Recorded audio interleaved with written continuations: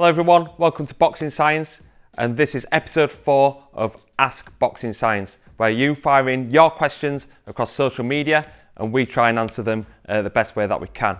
In this episode we've got a range of different subjects and it's quite diverse, as we're going to be talking about tricep dips, are they good or not for boxing, and some alternatives that we use at Boxing Science. Going to be talking about sports psychology for boxing and some of the key methods that we use with our athletes. We're going to be talking about shin splints, which is a common theme, especially when you've got high running loads. And then also I'm going to be sharing some of the key steps that I took in my career so far to help build Boxing Science and gain experience in strength and conditioning. Remember, if you're wanting to get involved in the next episode of Ask Boxing Science, you can fire your questions over to us on Instagram, either my personal Instagram at Wilson_Boxing Science or the main Boxing Science page, which is at Boxing Science. Okay, so the first question is how to treat shin splints. Now this is a question that we receive a lot across various Instagram pages that we run, including Boxing Science and Red Zone Running, as shin splints are very much associated with high running volumes. Now a lot of people call them shin splints, but it's very rare to actually get shin splints, as this is like a stress fracture of the shin. If you're getting pain in your shin, it's most likely to be this medial tibial stress syndrome, which is basically your tibialis anterior, which is a long stringy muscle that runs alongside your shin, becomes sore and inflamed. And this is a result of high running loads, tight hip mobility, or tight and kind of non-functional calves. So there's 5 tips that I'm going to give you today. The first one is to just manage your running training loads. Probably the main advice that you probably get is to just stop running. But if you're wanting to get fit for a 5k, a marathon, or you're wanting to get fit for your fight, you need to be doing your running conditioning.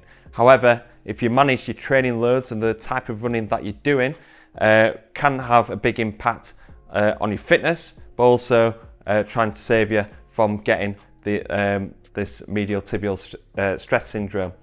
So the main things that you can do is maybe add in 1 or 2 off-feet conditioning sessions. So maybe using a watt bike, air bike, or doing a circuit session. When you're running, make sure that you're not doing road running, because this is increased impact forces. And maybe if you're feeling it on a treadmill, maybe try and go for longer, slower intervals, but go at an increased percentage gradient. So I mean by longer, slower intervals, I mean in like 4 or 6 minute intervals, and increasing the gradient to maybe 2 or 3%. This will reduce the impact forces going through the ankle joint and hopefully save you from feeling pain in your shins. Also, if that's not working, try and use a curve machine or assault air runner, because this reduces the impact forces as well. And then just making sure that you're not running too much. You've got a set system, maybe a 3:1 load to deload ratio, and making sure that you're not just hitting that same intensity or that same volume every session. If you wanted help with this, we've got our conditioning plans on boxingscience.co.uk. Visit our product store, and we've got a range of different conditioning plans to help you manage your training loads, to help get you fitter, but also reduce the likelihood of injury. The second point would be soft tissue release. So when you have pain in the muscle, a lot of people go to that source of pain. So for example, you can just get a massage ball or massage gun and just run it along that tibialis anterior, so just at the side of that shin bone. However, this is just kind of paving over the cracks. Maybe you have a tightness issue in different areas of the lower limb that is creating this stress and this pain. So make sure you're doing soft tissue release. The main one that I'd go for is the bottom of the foot. So you can just get a massage ball or a dumbbell on bare foot and just put that pressure and roll it across your foot. So this is like kind of alleviating tension from plantar fascia, and this will help kind of reduce that tension going up your tibialis anterior. And also rolling your calf, your soleus, and doing massage gun across your calf complex, and then just also general kind of soft tissue release over the lower extremities. Third one would be to improve hip and ankle mobility. The main one being ankle mobility, because this is improving calf and foot function, so this is direct helping your shin splints. However, if you improve hip mobility, maybe you might be running and kind of externally rotating your foot, and this will put more pressure on the tibialis anterior as you're running. So if you improve your hip mobility, then that will make you more aligned when you're running, a more effective running technique, and this will reduce the likelihood of shin splints. The fourth one is to improve calf strength, so improving this calf function, and the main ones that we look at to improve calf strength are like eccentric, so coming up into plantar flex position, and then on the eccentric going nice and slow, maybe 4 or 5 seconds. Then we use isometrics. We can either do this body weight up against the wall, and we hold this for about anywhere between 5 and 10 seconds for 5 to 10 reps. And then we use loaded isometrics, overcoming isometrics, where we load up the bar and really drive into that bar to really improve that force production qualities around that foot complex. And then we want to improve reactive strength through using plyometrics. If you're really finding shin splints really painful, try and go for low intensity plyometrics, a simple kind of band assisted pogo to reduce the weight load, but getting that movement and that short foot contact time. And also just like doing like little hops, bunny hops, and going from side to side, doing some single leg plyometrics. So the second question is not a particular question that I've picked out, but there seems to be a bit of a theme in my direct messages and on Q&As on how did I get into this position where we've built Boxing Science and working with the champions. And you know, I'm quite honoured, I'm quite humbled by this, because it weren't too long ago where I was asking these questions to the coaches that I looked up to, and now to feel that I can help young and aspiring coaches now, you know, it's a great feeling, and I really want to help as many of you out there to set a path to help improve and progress your career. So I've put down the 7 key steps to my career so far, and the reason why I say so far is because myself as a coach and Boxing Science as a business aren't the finished article yet. There's still a long way to go, but these are the key steps that I've taken to get into the position that I am and Boxing Science are today. So the first one is to have a vision and a long-term goal. You know, it's a bit cliche, this is probably what you hear a lot, but when I first got into strength conditioning, the reason why I wanted to be a strength conditioning coach is because I saw Alex Ariza working with Manny Pacquiao and Amir Khan in the Wildcard gym, and I had a passion for training, I had a passion for boxing, but I didn't know that I could combine the two and ever be a strength conditioning coach in boxing. But once I saw this happening, I was just like, right, that's exactly what I want to do. I want to be at the top of the game in boxing and working with world champions, preparing them for title fights. So I always had that dream and that vision, and it's very important that you have that, because you've got that end goal, and it's hard. It's hard to be a strength conditioning coach. There's a lot of hours, a lot of unpaid work. There's a lot of setbacks involved as well. But if you have that long-term vision and that goal in mind, that dream, it keeps you going. So it's very important to have that long-term goal in mind. So if you haven't got that yet, you know, write it down. You know, write down where you want to be in 1 year, 2 years, maybe 5 years time, because this will definitely help you and set that path to success. Point number 2 is to gain as much experience as possible, and is in many different scenarios. When I was an aspiring strength conditioning coach, I got my hands dirty and got stuck into anything. I worked in a range of different sports, from academy to first team football, rugby league, rugby union. I worked in golf for 5 years. I've volunteered at England netball, volleyball, you know, a range of different sports. And this is fantastic because every experience that you gain, you're broadening your knowledge, but you're also widening that network as well. So any shadowing or intern opportunities can end up turning into job opportunities as well. And this is really important because as they say, it's not what you know, it's who you know. And if you build up that network, and when you start applying for jobs, you know more people, you get your foot in the door and get in front of people, because strength and conditioning is a very competitive field. It's very hard to get a job in it. So you've got to make sure that you're broadening that network, getting as much experience on your CV, so then you can get that next step into getting part-time or full-time work in strength and conditioning.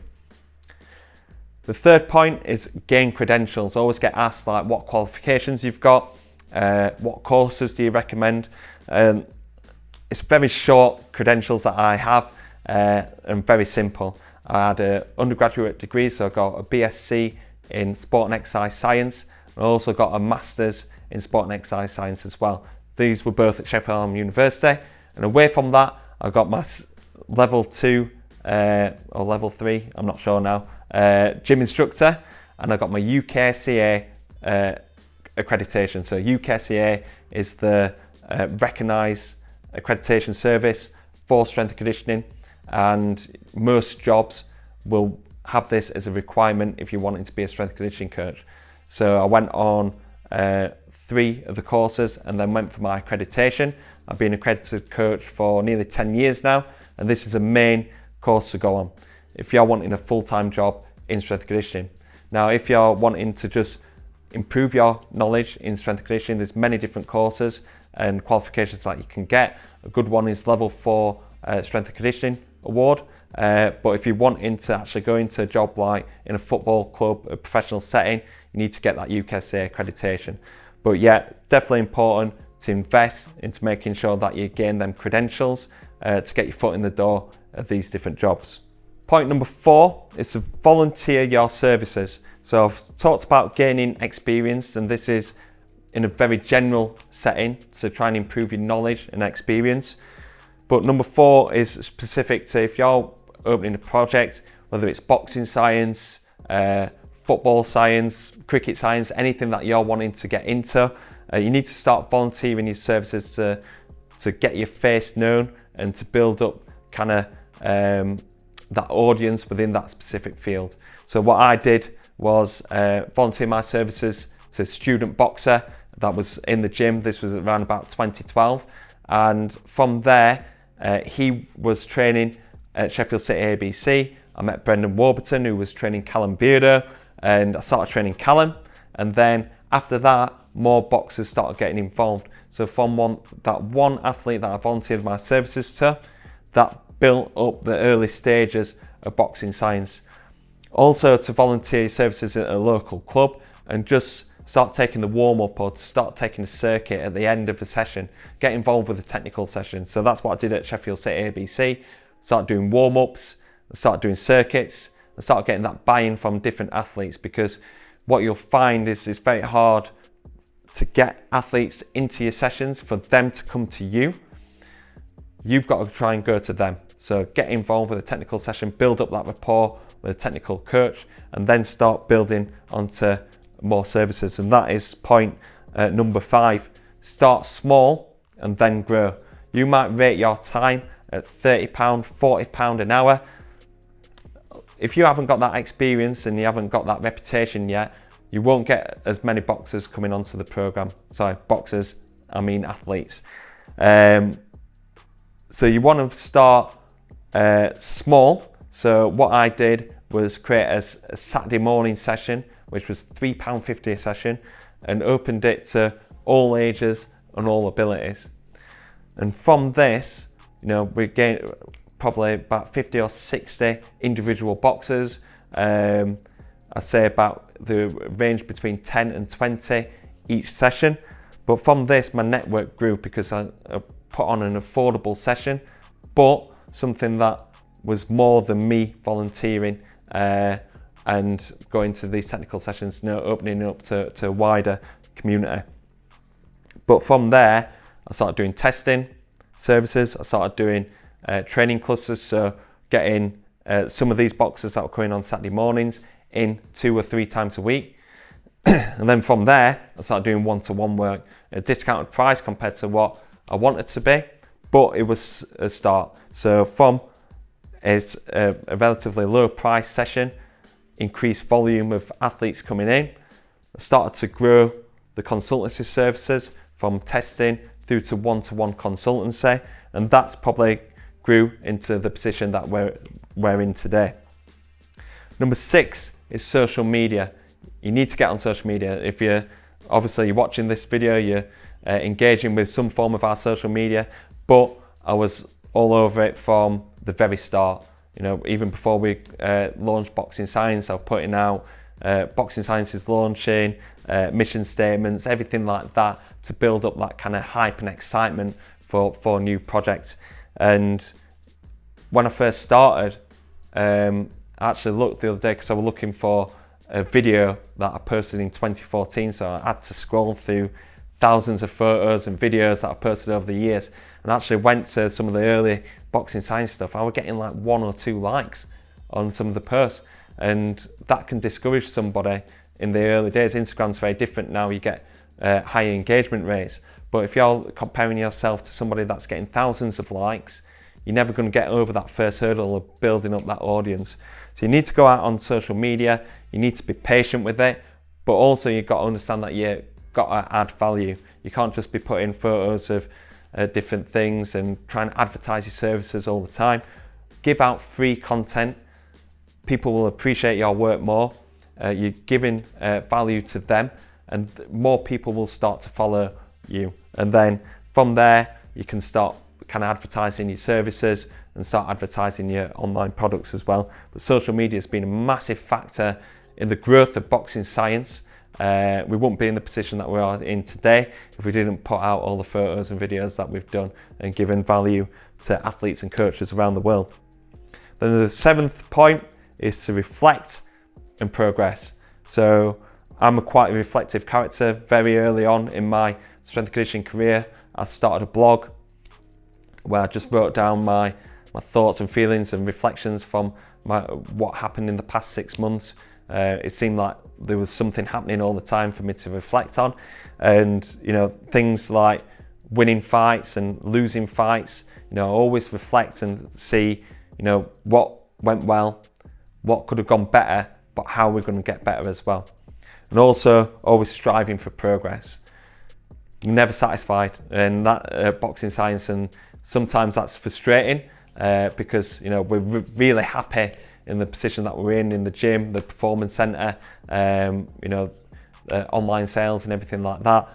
But we're always wanting to get better, we're always wanting to grow, because we want to have a massive impact on boxing and the wider community. So yeah, we're always reflecting on how far we've come, how we can get better, and we've also got future goals in mind.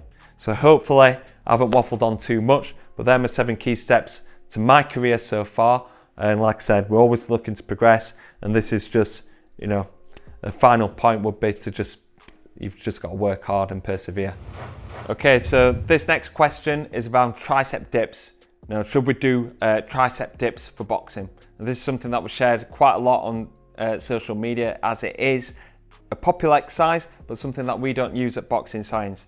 I'm going to demonstrate the reasons why and offer you some alternatives to improve upper body strength, in particular tricep strength. So a lot of people do dips to increase tricep strength, but there are limiting factors to this. Boxers have quite tight shoulders, so what they'll end up doing when they get to the bottom of the movement is have this internal rotation of the humeral head. So I'll just show you this on my makeshift dipping bar. Is when they come down, you can see my shoulders are just turning in. This is quite stressful. Boxers are tight around this complex, around the elbow. They're boxing a lot, so then they're turning in all the time. So there's got a lot of stress on there. The last thing that they want to do is applying that even more stress in the weight room. And you can start to feel that pinch in your shoulders, especially when you're pressing either overloaded or doing dips under fatigue.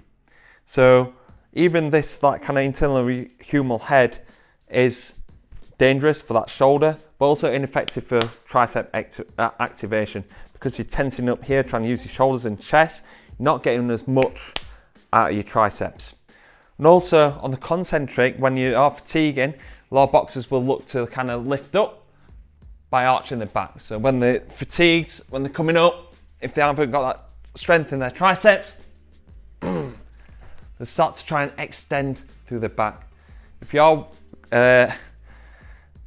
adamant of using tricep dips in your program, just make sure that you're keeping that core tense and leaning forward a little bit more. You don't want to be pressing up and start extending through the spine. So I'm going to offer you 3 different exercises that we use at Boxing Science to really target the triceps.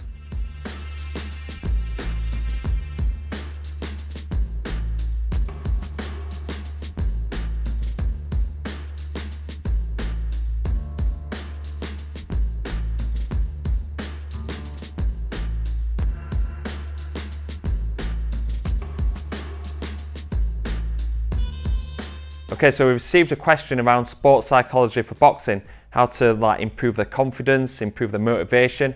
Now, sports psychology is a massive area for boxing, and I'm not a qualified sports psychologist, so I'm not going to go too much in depth about mindset, everything like that, because it's not my position to do so. But what I'm going to be sharing with you is some of the processes that we use with our boxers to improve their concentration, to improve their motivation, to improve their confidence as well, leading up into these important fights, because it is a massive area for boxing, and there's lots of ups and downs that boxer has to go through in just a single training camp, never mind their career. So it's something that we invest a lot of time in terms of learning more about it and to try and help our boxers in the best possible way. One of the key areas that we want to improve is concentration under fatigue. Now, this is really important for boxing, because as we get into that red zone and being in these fatiguing situations, this can affect our concentration and focus. And this is the last thing that we want to do when we're in the boxing ring, because we can end up making mistakes and paying the price for it. So we want our athletes to be concentrated and focused whilst going through these grueling conditioning sessions. And the main activity that we do is doing some sort of concentration task in between their intervals. So this can be like in between a 1 minute or 2 minute rest period, where an athlete has to concentrate on a task. So this can be a number grid, where they've got to go from a certain number upwards or downwards, and they've got to try and get as many numbers as possible. There's plenty of different games on a brain training app or something like that. But the main thing that we do is using the blaze pods, where the lights come on, and they've got to try and get as many touches as possible. And this is really getting their brain engaged whilst being in that fatigue situation. They have to stay in upright posture, they have to be in control of their breathing, and they've got to be really switched on during this time. This is much better than them being laid out, sat down, keeling over or anything like that, because this is not the right body language to have when they're in a fight. So we don't want them to have that same body language when they're in between their hard conditioning intervals. So blaze pods are a fantastic way to improve concentration under fatigue. Another thing that we instill into our athletes is to focus on the factors that you can control the controllables. So during training camp, during fight week, there's plenty of stuff that you can control, and there's plenty of things that you can't control, what we call the uncontrollables. So some of the controllables are your diet, your warm-up prep, your mobility. There's a range of different things that you can control and what you should focus on. And then the uncontrollables are something like the referee, the weather, what your opponent's saying, a fight date being moved. These are things that you can't control, that you shouldn't put too much energy on, that you shouldn't be focused on as well. So we want to make sure that we're focusing on the factors that we can control. And the factors that we can control, more often than not, and it's on our wall at the Performance Centre, takes no talent. So we want to master the things that take no talent. And this can increase our performance. Stuff like getting your nutrition right, making sure you bring your recovery drink to a session, making sure that you're getting right sleep, Make sure you're integrating your mobility sessions across the week to make sure that you lose. Now, these things take no talent, but can improve your performance. And that's why we've got it on the wall of the Performance Centre. So this is a big one that we talk about, is commitment versus motivation. You'll realise that some days you're really motivated to train and some days you're not. And this waves goes up and down for everybody, for you keep fitter in the gym to your most elite athletes. So if your motivation goes up and down, sometimes people's commitment goes up and down with it. So when you feel like unmotivated to go to the gym, and a few of you nodding your head now, and you don't fancy going, you don't end up going. But this will affect our progress. So what you need to make sure that you do is keep your commitment consistent. So if, let's say, you are just looking to stay fit and stay in shape, you want to make sure that you have your commitments in place. Maybe that's 3 to 4 sessions a week, and making sure that you stay committed to them goals, making sure that they're on certain days, being committed to your diet, having a plan for your diet and everything like that. You've got to make sure that that remains consistent, because if you let your commitment flow with your motivation, you're going to have them natural dips and peaks in motivation. When them dips come and you're not as committed, you're going to end up falling back behind what should be you progressing. So it's important to see this line and this squiggly line here. The red is motivation, goes up and down, but your commitment needs to stay consistent. The final point is to build confidence, and this is really important for boxing. If you're going into the ring underconfident, this will affect your this will affect your performance. So a lot of people think you've either got confidence or you haven't, and it can't be trained. Actually, it can be. You can do a lot of things that can help build your confidence. One of the ones that we use at Boxing Science is building a confidence wall. So we write down a lot of positive cues that is specific to the boxer and the athlete that will help build their confidence. And this can be a range of different things. So the positive reinforcements, technical cues, past achievements, stuff that they feel that they excel in, whether they've got a strong jab or they've got a great defense. And also you can write down what's gone on in that camp, what have you improved on. You know, you've got 10% fitter, you've got 15% stronger. You know, these are things that you can reflect on when you're feeling a little bit underconfident, because it's a little bit like your motivation, your confidence goes up and down. But also on fight week, you know, you want to get into that ring brimming full of confidence. Visit that confidence wall on fight week, you'll go in feeling great and you'll get the job done. So I'm going to encourage you to build your own confidence wall. These are the things that you need to be focusing on, and build up your own technical positive reinforcements and kind of camp achievements as well. Okay guys, that's the end of this episode of Ask Boxing Science. Hope you've enjoyed it and taken a lot away that you can start applying to your training and your career.